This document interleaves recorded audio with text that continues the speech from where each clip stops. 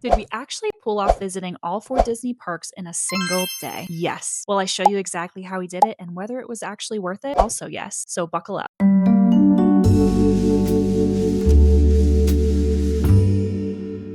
Because here's the thing, it's our first time at Disney World without our daughter, and instead of doing what normal people do and, I don't know, relaxing, we decided to make this day more stressful than planning a wedding. We're attempting the infamous 4 parks in 1 day challenge. But here's what nobody tells you about this challenge: there are rules, and there are so many ways this could go wrong. Like, what happens when Disney only lets you buy 2 Lightning Lane single passes, but you need 4? What if the monorail breaks down? But wait, because unlike those chaotic let's wing it attempts you've probably seen, we're going in with a plan. Capital PLAN. We've built an entire Notion dashboard complete with backup strategies that would make a Disney Imagineer weep with pride. The question is, will our obsessive planning actually work, or are we about to learn why people call this a challenge? Okay, for those of you wondering what madness we've gotten ourselves into, the 4 parks in 1 day challenge means hitting Animal Kingdom, Hollywood Studios, Epcot, and Magic Kingdom all before the last park closes. But you can't just walk through and call it done. You need to ride one ride, eat one thing, and take a picture at each park for it to officially count. So what does this master plan actually look like? Let me break down the 2 essential ingredients for making this work. First up, our Notion Command Center. This isn't just let's write down some park names. We're talking exact timings, specific rides, strategic food stops, and yes, even designated photo locations. Because apparently we've turned a fun day at Disney into a military operation. But here's where things get interesting. And by interesting, I mean potentially disastrous. Our strategy is to hit the biggest ride at each park: Expedition Everest at Animal Kingdom, Rock and Roller Coaster or Rise of the Resistance at Hollywood Studios, Cosmic Rewind at Epcot, and TRON at Magic Kingdom. Which brings us to ingredient number 2, Lightning Lane single passes. These are magical little skip the line passes that let you buy your way to the front. Sounds perfect, right? Well, here's the thing. Disney only lets you buy 2 single passes per day. So our beautifully crafted plan just hit its first snag. We can only get passes for 2 of the 4 rides we want to prioritize. The strategy: get them for Cosmic Rewind and Tron, the 2 rides with the most brutal wait times. Expedition Everest doesn't even offer single pass and typically has shorter wait times in the morning. And Hollywood Studios, well, that's where we'll roll the dice and see what the wait times look like when we get there. But here's the thing about these passes. If you're not staying at a Disney resort, which we're not, you can only buy them 3 days before your visit. So let's rewind and see how that actually went down. Okay, so we're 3 days out from our challenge day, which means it's time to get our Lightning Lane single passes. Cross your fingers that we can actually get the times we need. And we were able to grab Cosmic Rewind between 3:20 and 4:20 and Tron between 8:40 and 9:40. Not bad.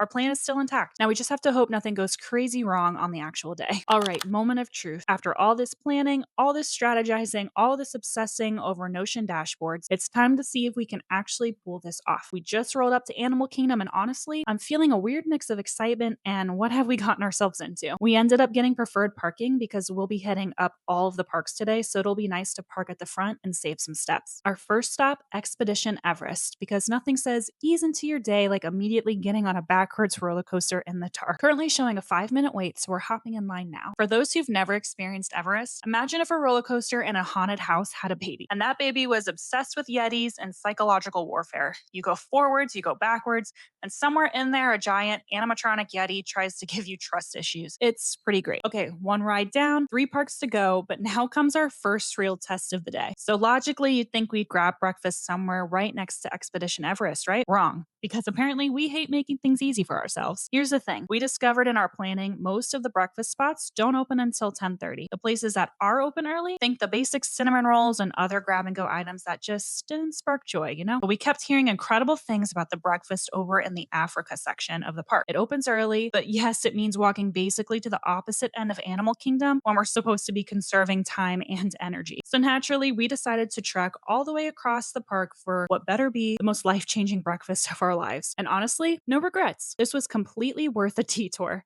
Sometimes you just have to trust the plan, even when the plan seems a little insane. All right, breakfast mission accomplished. Next up, our mandatory photo at the Tree of Life. Perfect. 1 park down, photo captured, and we're still somehow on schedule. But wait, plot twist number 2 of the day. So we're annual pass holders, and right now they've got this limited time crush magnet that you can only get at Animal Kingdom. And here's the kicker: the next time we come back, it'll be gone forever. So do we stick to our perfectly timed schedule, or do we make one tiny detour that could potentially throw off our entire day? Obviously, we're getting the magnet. Come this far, we might as well collect our little annual pass holder perk. Mission accomplished, got our new crush magnet, and now it's time for the ceremonial adding to the car moment. Sorry, Ray, you're getting replaced by our newest friend. And just like that, Animal Kingdom is officially complete. One ride, one meal, one photo, and one impulse magnet detour later, we're ready for park number 2. Next stop, Hollywood Studios, where things are about to get really interesting because we still don't know what those wait times are going to look like. Okay, we just walked into Hollywood Studios and it's time for the moment of truth. Remember, we don't have lightning lanes for this park. We're at the mercy of whatever wait times the Disney gods have decided to bless us with today. Okay, wait times are in. Rise of the Resistance is showing 60 minutes and Rock and Roller Coaster is 20 minutes. Rock and Roller Coaster it is. Sometimes you just need to get launched from 0 to 6C in 2.8 seconds while Aerosmith screams at you. That's basically the Hollywood Studios experience in a nutshell.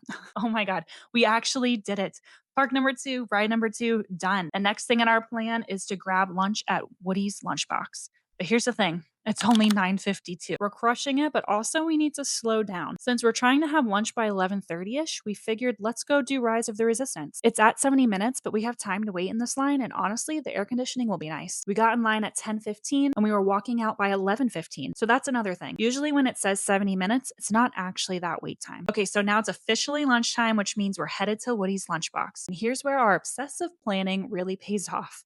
We actually ordered our food through mobile order while we were standing in line for Rise of the Resistance, so it should be ready and waiting for us. Because nothing says we've got this whole Disney thing figured out like seamlessly coordinating ride queues with lunch orders. And look at that timing. Here we are with our perfectly coordinated lunch. I got the plant-based tachos and Doug went with the regular tachos. But the real star of the show, the raspberry lunchbox tart. I'm not even kidding. I will never, and I mean never, come to Hollywood Studios without getting this dessert. I don't know what it is about this dessert, but it has the perfect level of sweet, but not too sweet. Okay, fuel acquired, energy restored, food item officially checked off the list. Now for our mandatory Hollywood Studios photo op. We're going classic, right in front of the iconic Chinese theater. Boom, we got it. And just like that, Hollywood Studios is officially complete. 2 parks down, 2 parks to go, and honestly, it hasn't been that bad. But here comes the part where we probably differ from every other 4 parks in one day attempt you've seen. We're going back to the hotel. I know. It sounds counterintuitive when you're trying to cram 4 parks into one day, but here's the thing. We are grown adults, my back is already aching, and if we're going to survive Epcot and Magic Kingdom tonight, we need reinforcements. So we're doing the most millennial thing possible. We're going to take some ibuprofen, get off our feet, and have ourselves a power nap. Because sometimes the secret to doing the impossible is just admitting you need a break. All right, it's officially 2:15. We've recharged our batteries and we're ready for round 2. 2 parks down, 2 to go. Let's see if the rest strategy was genius or just completely insane. Okay, so here's our plan for the final 2 parks. We're headed to Epcot first, then finishing at Magic Kingdom. But instead of driving to both parks separately, we're going to park at Magic Kingdom and take the monorail over to Epcot. Now, I know what you're thinking. Why would you add extra travel time to an already crazy day? Well, I've always wanted to take that monorail ride into Epcot, and apparently we've decided to use this highly stressful day to make random Disney dreams come true. Because honestly, that's peak Disney right there, where stress and magic somehow combine into this beautiful, chaotic experience that makes absolutely no logical sense, but feels completely right. And just like that, park number 3, we rolled into Epcot and were immediately greeted by the most magical of Florida welcomes, rain. So we did what any logical person would do, sprinted straight to Cosmic Rewind for our lightning lane window. Made it inside by 3:30, only a little soaked, but still optimistic. And listen, the ride is chaotic in the best way. You're spinning, flying through space, trying to track what the heck is going on, and somehow also vibing to a killer soundtrack. Honestly, Cosmic Rewind is one of our favorite rides right now. After that, we wanted to grab something from the Food and Wine Festival, but the rain was doing its whole will I or won't I performance. So instead of playing weather roulette at a festival booth, we headed into Connections Eatery. Enter the black garlic truffle and parmesan fries, aka crispy salty perfection. Quick photo in front of Spaceship Earth to check off that box. Yes, it was raining, and yes, we still committed to the bit. Then it was back to the monorail for our final park of the day, Magic Kingdom. We took the first monorail from Epcot to the Transportation and Ticket Center, smooth sailing so far. But then the second monorail, the one that actually takes you to Magic Kingdom, shut down. Of course it was. So instead, we're taking the ferry. Now, if you like the ferry, I love that for you.